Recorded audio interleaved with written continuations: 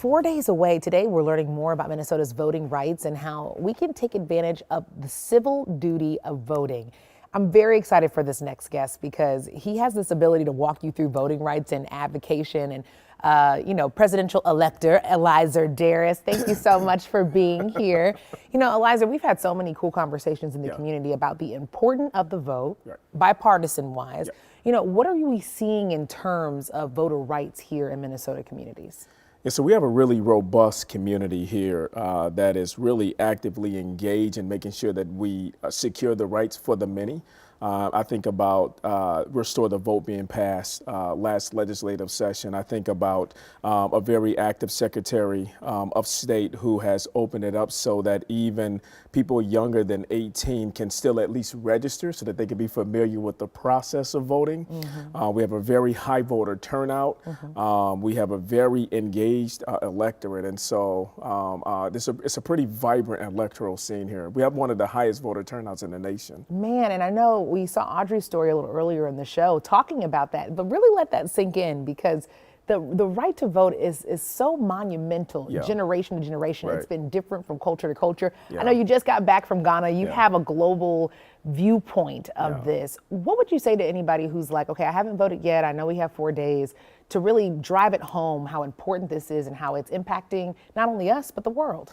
Yeah, and so, oftentimes we look at the top of the ballot and we think about, the big marquee names that are up there, the presidential race or the senatorial races, and those races really do matter. But, down further on the ballot, you have critical seats on there. You have the judges' seats, you have the county commissioner seats, you have city council seats, and these are the seats of power that have the most immediate impact on your life. And it's really critical. If we care about our life, if we care about driving over a road, for instance, that doesn't have potholes in it, right? Then or the quality of the air that we're breathing, like these people who are in these more immediate seats.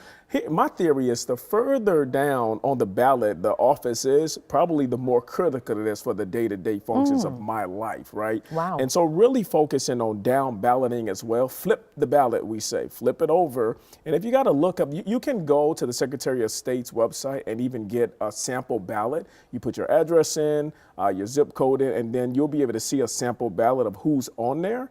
And from there, you can look up the various candidates, including the state Supreme Court. Chief Justice is going for re-election as well. I mean, so who's the opponents? Research them all and, really make an informed decision because these people will be casting votes that will impact, the quality of our life. Your job as an elector, that's quite the position. And we keep seeing all of these stories, right, about how close this race is probably going to be. It's going to be very close. And, and the fact that we might not even be able to give you a definitive answer on who actually won for days. That's a possibility. We've seen it before.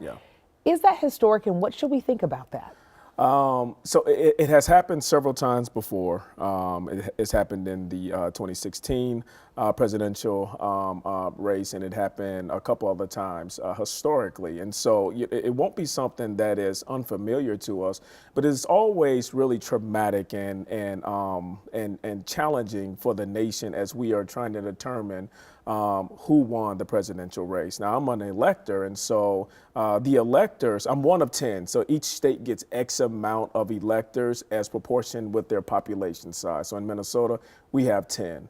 We won't cast our ballot, the official ballot for the presidency, until December. So December 16th, I think that's when we go to the state capitol, and that's when we cast the official ballot that would actually elect the president of the United States.